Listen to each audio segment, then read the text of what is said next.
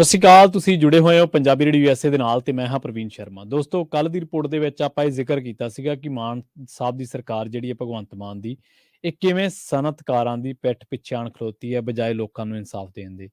ਪਰ ਹੁਣ ਜਿਹੜੀ ਅੱਜ ਦੀ ਰਿਪੋਰਟ ਹੈ, ਇਹਦੇ ਵਿੱਚ ਤੁਹਾਨੂੰ ਦੱਸਾਂਗੇ ਕਿ ਕਿਵੇਂ ਮਾਨ ਸਰਕਾਰ ਦੇ ਹੱਥੋਂ ਮਿੱਟੀ ਕਿਰਦੀ ਜਾ ਰਹੀ ਹੈ ਤੇ ਇਹਦੇ ਵਿੱਚ ਕੋਈ ਦੋ ਰਾਏ ਨਹੀਂ ਕਿ ਹੁਣ ਪੰਜਾਬ ਦੀ ਜਵਾਨੀ ਤੋਂ ਬਾਅਦ ਪੰਜਾਬ ਦੀ ਸਨਅਤ ਵੀ ਇੱਥੋਂ ਹਿਜਰਤ ਕਰ ਜੇ। ਔਰ ਜਦੋਂ ਸਨਅਤ ਹਿਜਰਤ ਕਰਦੀ ਹੈ ਨਾ, ਭਾਵੇਂ ਇਹ ਸਾਨੂੰ ਚੰਗੀ ਲੱਗੇ ਗੱਲ, ਚਾਹੇ ਮਾੜੀ ਲੱਗੇ, ਸੂਬੇ ਦਾ ਆਰਥਿਕ ਨੁਕਸਾਨ ਬਹੁਤ ਹੁੰਦਾ ਕਿਉਂਕਿ ਸਨਅਤ ਨੇ ਤੁਹਾਨੂੰ ਰੁਜ਼ਗਾਰ ਦੇਣਾ ਹੁੰਦਾ। ਤੇ ਅੱਜ ਇੱਕ ਪਾਸੇ ਤੁਸੀਂ ਦੇਖੋ ਸਮੇਂ ਦਾ ਗੇੜ, ਇੱਕ ਪਾਸੇ ਮਾਨ ਸਾਹਿਬ ਜਿਹੜੇ ਨੇ ਉਹ ਚੇਨਈ ਫਿਰਦੇ ਨੇ, ਦੱਖਣ ਭਾਰਤ ਦੇ ਵਿੱਚ ਫਿਰਦੇ ਨੇ ਕਿ ਪੰਜਾਬ ਦੇ ਵਿੱਚ ਨਿਵੇਸ਼ ਆਵੇ। ਪਰ ਦੂਜੇ ਪਾਸੇ ਹਾਲਾਤ ਕੀ ਨੇ? ਦੂਜੇ ਪਾਸੇ ਪੰਜਾਬ ਦੇ ਵਿੱਚ ਜਿਹੜੇ ਸਨਅਤਕਾਰ ਨੇ ਉਹਨਾਂ ਨੇ ਯੋਗੀ ਦੇ ਨਾਲ ਮੀਟਿੰਗਾਂ ਕੀਤੀਆਂ ਤੇ ਆਉਣ ਵਾਲੇ ਇੱਕ ਵਰੇ ਦੇ ਵਿੱਚ ਯੋਗੀ ਆਦਿੱਤਿਆਨਾਥ ਜਿਹੜਾ ਵਾ ਮੁੱਖ ਮੰਤਰੀ ਯੂਪੀ ਦਾ, ਉਹ ਬਹੁਤ ਵੱਡਾ ਇੱਕ ਇੰਡਸਟਰੀ ਦਾ ਫੈਸਟੀਵਲ ਕਹਿ ਲਓ ਜਾਂ ਇੱਕ ਇਵੈਂਟ ਕਰਵਾ ਰਿਹਾ। ਤੇ ਆਲਰੇਡੀ ਪੰਜਾਬ ਦੇ ਜਿਹੜੇ ਸਨਅਤਕਾਰ ਆ ਉਹਨਾਂ ਨੇ ਯੂਪੀ ਸਰਕਾਰ ਦੇ ਨਾਲ 2,30,000 ਕਰੋੜ ਦਾ ਜਿਹੜਾ ਇਕਰਾਰ ਹੈ ਉਹ ਯੋਗੀ ਸਰਕਾਰ ਦੇ ਨਾਲ ਕੀਤਾ। ਇਹਦੇ ਵਿੱਚ ਕੋਈ ਦੋ ਰਾਏ ਨਹੀਂ ਕਿ ਪੰਜਾਬ ਨੂੰ ਕੇਂਦਰ ਦੀ ਜਿਹੜੀ ਪੰਜਾਬ ਪ੍ਰਤੀ ਇੱਕ ਰਵੱਈਆ ਔਰ ਬੜਾ ਇੱਕ ਨਜ਼ਰੀਆ, ਤੰਗ ਨਜ਼ਰੀਆ ਕੇਂਦਰ ਦਾ ਪੰਜਾਬ ਪ੍ਰਤੀ ਔਰ ਮੋਦੀ ਸਰਕਾਰ ਤੱਕ ਥੋੜੀ ਜਿਹੀ ਖਾਸ ਕਰਕੇ, ਤਾਂ ਇਹਨੇ ਪੰਜਾਬ ਨੂੰ ਇੱਕ ਵੱਡੀ ਢਾਹ ਲਾਈ ਹੈ। ਪਰ ਪੰਜਾਬ ਦੇ ਵਿੱਚ ਲਾਅ ਐਂਡ ਆਰਡਰ ਦੇ ਹਾਲਾਤਾਂ ਕਰਕੇ ਵੀ ਪੰਜਾਬ ਦੇ ਵਿੱਚੋਂ ਬਹੁਤੀ ਜਿਹੜੀ ਸਨਅਤ ਆ ਉਹ ਜਾ ਰਹੀ ਆ। ਇਸ ਟਾਈਮ ਯੋਗੀ ਸਰਕਾਰ ਪੰਜਾਬ ਦੀ ਸਨਅਤ ਨੂੰ ਖਿੱਚ ਰਹੀ ਹੈ, ਪੰਜਾਬ ਦੇ ਸਨਅਤਕਾਰਾਂ ਦੇ ਨਾਲ, ਤੇ ਦੂਜੇ ਪਾਸੇ ਮਾਨ ਸਾਹਿਬ ਫਿਰਦੇ ਨੇ ਚੇਨਈ। ਇਹਨੂੰ ਕਹਿੰਦੇ ਨੇ ਪੰਜਾਬੀ ਦੇ ਵਿੱਚ ਇੱਕ ਕਹਾਵਤ ਹੈ ਕਿ ਤੜੀਆਂ ਛੱਡ ਕੇ ਉੜਦੀਆਂ ਫੜਨਾ। ਮਤਲਬ ਜੋ ਤੁਹਾਡੇ ਕੋਲ ਹੈ ਉਹਨੂੰ ਛੱਡ ਦੇਣਾ, ਤੇ ਜੋ ਤੁਹਾਡੇ ਕੋਲ ਨਹੀਂ ਹੈ ਜਾਂ ਜੋ ਤੁਹਾਡੇ ਕੋਲ ਆ ਉਹਨੂੰ ਹੋਰ ਵਧਾਉਣ ਦੇ ਲਈ ਹੋਰ ਹੀ ਅੱਖੀਂ ਪਲਾਈ ਹੱਥ ਜਿਹੜੇ ਆ ਉਹ ਮਾਰਦੇ ਫਿਰਦੇ ਰਹਿਣਾ। ਕੇਂਦਰ ਦਾ ਪੰਜਾਬ ਨਾਲ ਕੀ ਵਿਤਕਰਾ ਵਾ, ਇਹਨੇ ਪੰਜਾਬ ਨੂੰ ਕਿੰਨੀ ਵੱਡੀ ਢਾਹ ਲਾਈ ਹੈ, ਇਹ ਤੇ ਚਰਚਾ ਜ਼ਰੂਰ ਕਰਾਂਗੇ। ਨਾਲ ਸਭ ਤੋਂ ਪਹਿਲਾਂ ਚਰਚਾ ਇਹ ਹੈ ਕਿ ਪੰਜਾਬ ਦੇ ਵਿੱਚੋਂ ਸਨਅਤ ਕਿਉਂ ਜਾ ਰਹੀ ਹੈ। ਉਹਦਾ ਸਭ ਤੋਂ ਵੱਡਾ ਕਾਰਨ ਹੈ ਲਾਅ ਐਂਡ ਆਰਡਰ। ਪੰਜਾਬ ਦੇ ਵਿੱਚ ਲਾਅ ਐਂਡ ਆਰਡਰ ਕਿਹੋ ਜਿਹਾ ਤੁਹਾਨੂੰ ਪਤਾ ਹੀ ਹੈ। ਸਿੱਧੂ ਮੂਸੇਵਾਲੇ ਦਾ ਕਤਲ, ਸੰਦੀਪ ਨੰਗਲੰਬੀਆਂ ਦਾ ਕਤਲ, ਨਕੋਦਰ ਗੋਲੀ ਕਾਂਡ, ਇੱਕ ਕੱਪੜਾ ਵਪਾਰੀ ਤੋਂ ਫਰੌਤੀ ਮੰਗੀ ਗਈ, ਜਦੋਂ ਉਹਨੇ ਨਹੀਂ ਦਿੱਤੀ ਤਾਂ ਉਹਦਾ ਕਤਲ ਕਰ ਦਿੱਤਾ ਗਿਆ। ਨਾਲ ਜਿਹੜਾ ਸਿਕਿਉਰਿਟੀ ਵਾਲਾ ਪੁਲਿਸ ਮੁਲਾਜ਼ਮ ਸੀ ਉਹ ਵੀ ਕਤਲ ਕਰ ਦਿੱਤਾ ਗਿਆ। ਤੁਸੀਂ ਕੀ ਕਰੋਗੇ ਮੀਟਿੰਗਾਂ ਕਰਕੇ? ਸਨਅਤਕਾਰਾਂ ਦੀਆਂ ਮਿਹਨਤਾਂ ਕੱਢ ਕੇ ਕੀ ਕਰੋਗੇ ਜਦੋਂ ਤੁਹਾਡੇ ਸੂਬੇ ਦੇ ਹਾਲਾਤ ਹੀ ਨਹੀਂ ਵਧੀਆ?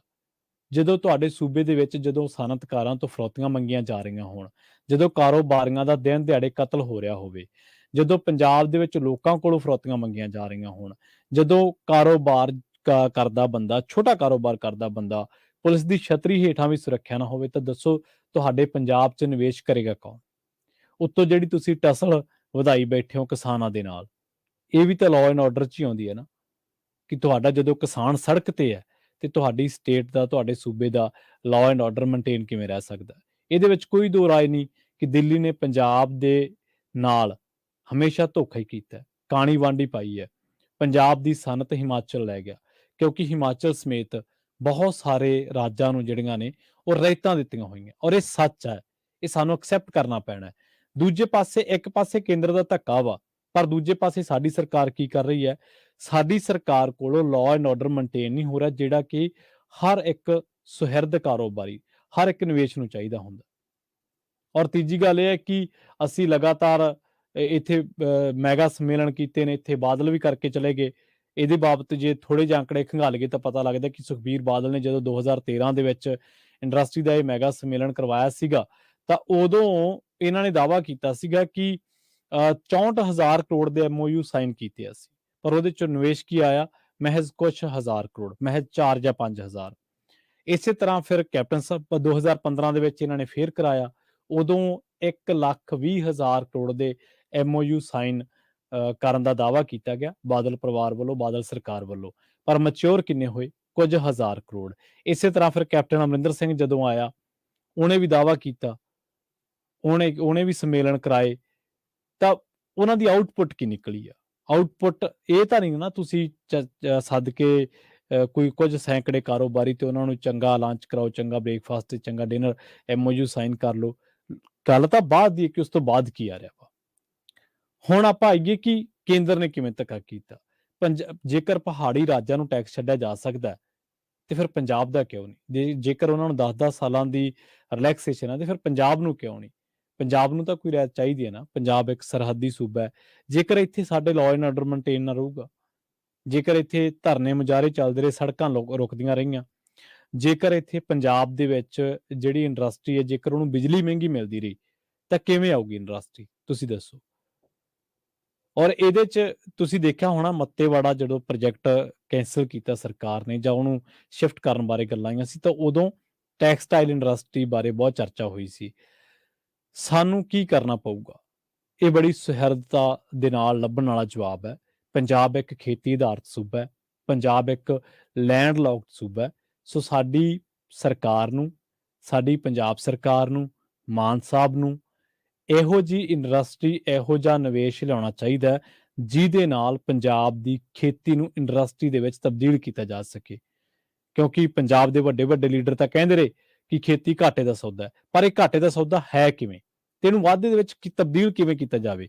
ਕਿਉਂਕਿ ਸਾਨੂੰ ਸਭ ਤੋਂ ਵੱਡਾ ਜਿਹੜਾ ਘਾਟਾ ਪੈ ਰਿਹਾ ਵਾ, ਉਹ ਪੈ ਰਿਹਾ ਸਾਡਾ ਪਾਕਿਸਤਾਨ ਦੇ ਨਾਲ ਜਿਹੜਾ ਅਟਾਰੀ ਵਾਹਗਾ ਬਾਰਡਰ ਆ, ਉਹ ਬੰਦ ਆ।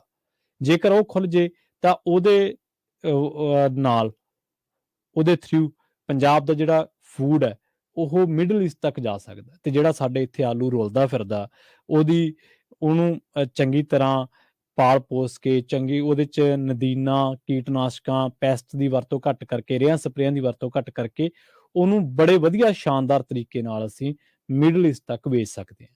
ਮਹਿੰਗਾਈ ਦੇ ਨਾਲ, ਖਾਦ ਵਸਤਾਂ ਦੀ ਮਹਿੰਗਾਈ ਦੇ ਨਾਲ ਪਾਕਿਸਤਾਨ ਦੇ ਵਿੱਚ ਹਾਹਾਕਾਰ ਹੈ, ਔਰ ਪੰਜਾਬ ਦੇ ਲਈ ਇਹ ਬਹੁਤ ਸੁਨਹਿਰਾ ਮੌਕਾ ਹੈ। ਹੁਣ ਦੇਖੋ, ਕੇਂਦਰ ਦਾ ਧੱਕਾ ਹੀ ਹੈ ਨਾ ਸਾਡੇ ਨਾਲ।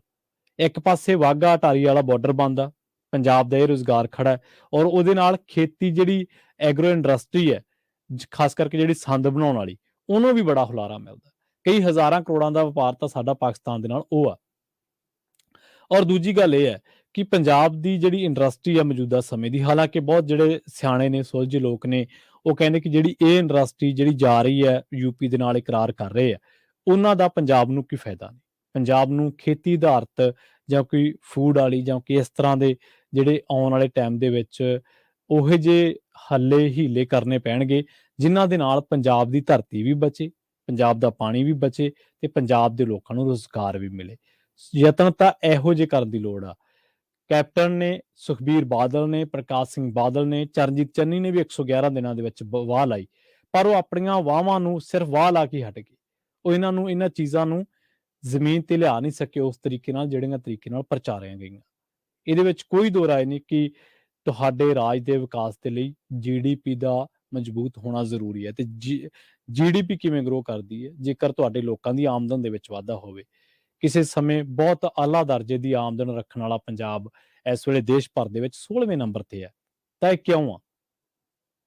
ਬਜਾਏ ਇਸ ਦੇ ਕਿ ਮਾਨ ਸਾਹਿਬ ਪੰਜਾਬ ਦੇ ਲਾਅ ਐਂਡ ਆਰਡਰ ਤੇ ਕੰਮ ਕਰਨ, ਬਜਾਏ ਇਸ ਦੇ ਕਿ ਮਾਨ ਸਾਹਿਬ ਧਰਨੇ ਮੁਜ਼ਾਹਰਿਆਂ ਨੂੰ ਰੋਕਣ ਦਾ ਯਤਨ ਕਰਨ, ਬਜਾਏ ਇਸ ਦੇ ਕਿ ਪੰਜਾਬ ਦੇ ਵਿੱਚ ਮਹਿੰਗੀ ਬਿਜਲੀ ਦਾ ਕੋਈ ਹੱਲ ਹੋਵੇ, ਬਜਾਏ ਇਸ ਦੇ ਕਿ ਕੇਂਦਰ ਨੂੰ ਕਿਹਾ ਜਾਵੇ ਕਿ ਤੁਸੀਂ ਕਿੰਨਾ ਕੁ ਚਿਰ ਸਾਡੇ ਨਾਲ ਧੱਕਾ ਕਰੋਗੇ, ਬਜਾਏ ਇਸ ਦੇ ਕਿ ਪੰਜਾਬ ਦੇ ਵਿੱਚ ਇੱਕ ਐਸੀ ਇੰਡਸਟਰੀ ਪ੍ਰਫੁੱਲਿਤ ਕੀਤੀ ਜਾਵੇ ਜਿਹਦੇ ਨਾਲ ਖੇਤੀ ਨੂੰ ਵੀ ਜਿਹੜੀਆਂ ਵਸਤਾਂ ਤਿਆਰ ਹੁੰਦੀਆਂ, ਸਾਡੀਆਂ ਫਸਲਾਂ, ਸਾਡੀਆਂ ਸਬਜ਼ੀਆਂ, ਉਹਨੂੰ ਵੀ ਇੱਕ ਤਰੀਕੇ ਨਾਲ ਇੱਧਰ ਵਰਤਿਆ ਜਾ ਸਕੇ। ਪਰ ਸਰਕਾਰ ਕੀ ਕਰ ਰਹੀ ਹੈ? ਸਰਕਾਰ ਬਿਲਕੁਲ ਉਲਟ ਚੱਲ ਰਹੀ ਹੈ। ਤੁਸੀਂ ਕੀ ਕਰੋਗੇ ਜਰਮਨੀ ਜਾ ਕੇ, ਜੇਕਰ ਤੁਹਾਡੇ ਸੂਬੇ ਦੇ ਹਾਲਾਤ ਹੀ ਨਹੀਂ ਠੀਕ? ਤੁਸੀਂ ਕੀ ਕਰੋਗੇ ਦੱਖਣ ਵਿੱਚ, ਚੇਨਈ ਵਿੱਚ ਜਾ ਕੇ, ਜੇਕਰ ਤੁਹਾਡੇ ਸੂਬੇ ਦੇ ਹਾਲਾਤ ਹੀ ਨਹੀਂ ਠੀਕ? ਜੇਕਰ ਤੁਹਾਡਾ ਮੁਲਾਜ਼ਮ, ਤੁਹਾਡਾ ਕਿਸਾਨ, ਤੁਹਾਡਾ ਬੇਰੁਜ਼ਗਾਰ, ਤੁਹਾਡੀ ਜਵਾਨੀ ਸਾਰੇ ਸੜਕਾਂ ਤੇ ਨੇ, ਕੀ ਕਰੋਗੇ ਤੁਸੀਂ? ਸੋ ਇਸੇ ਕਰਕੇ ਪੰਜਾਬੀ ਦੇ ਵਿੱਚ ਕਹਾਵਤ ਹੈ ਕਿ ਤੜੀਆਂ ਛੱਡ ਕੇ ਉੜਦੀਆਂ ਨਹੀਂ ਫੜਨੀਆਂ ਚਾਹੀਦੀਆਂ। ਤੇ ਜਿਹੜੇ ਯੋਗੀ ਸਾਹਿਬ ਨੇ ਨਾ, ਇਹਨਾਂ ਨੇ ਮਾਨ ਸਾਹਿਬ ਨੂੰ ਠਿੱਬੀ ਐਸੀ ਲਾਉਣੀ ਹੈ ਕਿ ਯਾਦ ਰੱਖਣਗੇ। ਯੋਗੀ ਬਹੁਤ ਇੱਕ ਯੋਜਨਾਬੱਧ ਤਰੀਕੇ ਦੇ ਨਾਲ ਪੰਜਾਬ ਦੇ ਸਨਅਤਕਾਰਾਂ ਨੂੰ ਖਿੱਚਣ ਨੂੰ ਫਿਰਦਾ ਵਾ। ਤੇ ਜੇਕਰ ਇਹ ਵੀ ਸਨਅਤ ਚਲੀ ਗਈ, ਜਵਾਨੀ ਤਾਂ ਸਾਡੀ ਪਹਿਲਾਂ ਹੀ ਹਿਜਰਤ ਦੇ ਵਿੱਚ ਆ। ਤੇ ਜੇਕਰ ਅਸੀਂ ਸਨਅਤ ਦੀ ਵੀ ਹਿਜਰਤ ਕਰ ਲਈ ਤਾਂ ਸਾਡੇ ਪੰਜਾਬ ਦੇ ਪੱਲੇ ਰਹਿਣਾ ਕੀ ਹੈ? ਸੋ ਸਾਨੂੰ ਇਹ ਸਮਝਣਾ ਪਊਗਾ ਕਿ ਪੰਜਾਬ ਦੇ ਵਿੱਚ ਨਿਵੇਸ਼ ਕਿਹੋ ਜਿਹਾ ਚਾਹੀਦਾ। ਪੰਜਾਬ ਇੱਕ ਖੇਤੀ ਆਧਾਰਿਤ ਸੂਬਾ ਹੈ, ਲੈਂਡਲੌਕਡ ਸੂਬਾ ਹੈ, ਤੇ ਖੇਤੀ ਲਗਾਤਾਰ ਘਾਟੇ ਦਾ ਸੌਦਾ ਬਣਦੀ ਜਾ ਰਹੀ ਹੈ। ਇਹਨੂੰ ਅਸੀਂ ਉਦਯੋਗ ਦੇ ਵਿੱਚ ਤਬਦੀਲ ਕਿਵੇਂ ਕਰੀਏ? ਦੂਜਾ ਇਹ ਹੈ ਕਿ ਸਾਨੂੰ ਇੱਥੇ ਇਹੋ ਜਿਹਾ ਨਿਵੇਸ਼ ਪ੍ਰਫੁੱਲਿਤ ਕਰਨਾ ਪਊਗਾ, ਲਿਆਉਣਾ ਪਊਗਾ, ਜਿਹਦੇ ਨਾਲ ਖੇਤੀ ਨਾਲ ਸੰਬੰਧਿਤ ਉਦਯੋਗ ਲਾਇਆ ਜਾਵੇ ਤਾਂ ਵਧੀਆ। ਤੇ ਜੇਕਰ ਅਟਾਰੀ ਵਾਹਗਾ ਸਰਹੱਦ ਖੁੱਲ ਜਾਵੇ, ਜੇਕਰ ਪੰਜਾਬ ਦੇ ਵਿੱਚ ਇੰਡਸਟਰੀ ਨੂੰ ਇੱਕ ਜਗ੍ਹਾ, ਇੱਕ ਪੂਰਾ ਜਿਹੜਾ ਇਸ ਤਰੀਕੇ ਦੀ ਇੰਡਸਟਰੀ ਲਿਆਂਦੀ ਜਾਵੇ ਜਿਹਦੇ ਨਾਲ ਪ੍ਰਦੂਸ਼ਣ ਵੀ ਘੱਟ ਹੋਵੇ ਤੇ ਇੰਡਸਟਰੀ ਨੂੰ ਬਕਾਇਦਾ ਇਹ ਕਿਹਾ ਜਾਵੇ ਕਿ ਤੁਸੀਂ ਪੰਜਾਬ ਦੀ ਧਰਤੀ ਤੇ ਪਾਣੀ ਖਰਾਬ ਨਹੀਂ ਕਰਨੇ, ਉਹਨਾਂ ਦੀ ਬਕਾਇਦਾ ਚੈਕਿੰਗ ਹੋਵੇ। ਤੇ ਨਹੀਂ ਤਾਂ ਮਾਨ ਸਾਹਿਬ ਆ ਜਿਹੜੇ ਤੁਹਾਡੇ ਆਸੇ-ਪਾਸੇ ਫਿਰਦੇ ਨੇ ਸਕੀਮਾਂ ਲਾਉਂਦੇ, ਯੋਗੀ ਸਾਹਿਬ ਜਾਂ ਹੋਰ ਹਿਮਾਚਲ ਲੈ ਗਿਆ, ਹਰਿਆਣਾ ਲੈ ਗਿਆ ਸਾਡੀ ਇੰਡਸਟਰੀ, ਬਹੁਤ ਸਾਰੇ ਲੋਕ ਦਿੱਲੀ ਚਲੇ ਗਏ ਪੰਜਾਬ ਦੇ ਵਿੱਚ ਲਾਅ ਐਂਡ ਆਰਡਰ ਤੋਂ ਡਰਦੇ। ਜੇ ਪੰਜਾਬ ਦੇ ਵਿੱਚ ਫਿਰੌਤੀਆਂ ਮੰਗੀਆਂ ਜਾਣਗੀਆਂ, ਕਤਲੋ ਗਾਰਤ ਹੋਊਗੀ, ਧਰਨੇ ਮੁਜ਼ਾਹਰੇ ਹੋਣਗੇ ਤਾਂ ਪੰਜਾਬ ਦੇ ਵਿੱਚ ਇੰਡਸਟਰੀ ਨਹੀਂ ਆਊਗੀ। ਮਾਨ ਸਾਹਿਬ ਨੂੰ ਚਾਹੀਦਾ ਕਿ ਉਹ ਧੜੀਆਂ ਨਾ ਛੱਡਣ, ਉੜਦੀਆਂ ਦੇ ਪਿੱਛੇ ਨਾ ਭੱਜਣ ਤੇ ਪੰਜਾਬ ਦੇ ਹਾਲਾਤਾਂ ਨੂੰ ਸੁਹਿਰਦ ਕਰਕੇ ਸਾਂਭਣ ਤੇ ਸਾਡੀ GDP ਫੇਰ ਹੀ ਗਰੋ ਕਰੂਗੀ ਜੇ ਅਸੀਂ ਉਦਯੋਗ ਨੂੰ ਲਿਆਵਾਂਗੇ ਇੱਥੇ। ਤੇ ਜੇਕਰ ਜਿਹੜਾ ਪੰਜਾਬ ਕਿਸੇ ਸਮੇਂ ਪਹਿਲੇ ਨੰਬਰ ਤੇ ਸੀ, ਅੱਜ ਉਹ 16ਵੇਂ ਨੰਬਰ ਤੇ ਹੈ। ਸੋ ਸਰਕਾਰ ਨੂੰ ਚਾਹੀਦਾ ਕਿ ਇਸ ਤਰ੍ਹਾਂ ਨਿਵੇਸ਼ ਦੇ ਪਿੱਛੇ ਭੱਜਾ ਨਿਵੇਸ਼ ਨਹੀਂ ਆਉਂਦਾ, ਨਿਵੇਸ਼ ਖਾਤਰ ਇੱਕ ਮਾਹੌਲ ਬਣਾਉਣਾ ਪੈਂਦਾ। ਬਹੁਤ ਬਹੁਤ ਧੰਨਵਾਦ। ਜਲਦ ਮੁਲਾਕਾਤ ਹੋਏਗੀ ਇੱਕ ਹੋਰ ਨਵੀਂ ਰਿਪੋਰਟ ਦੇ ਵਿੱਚ।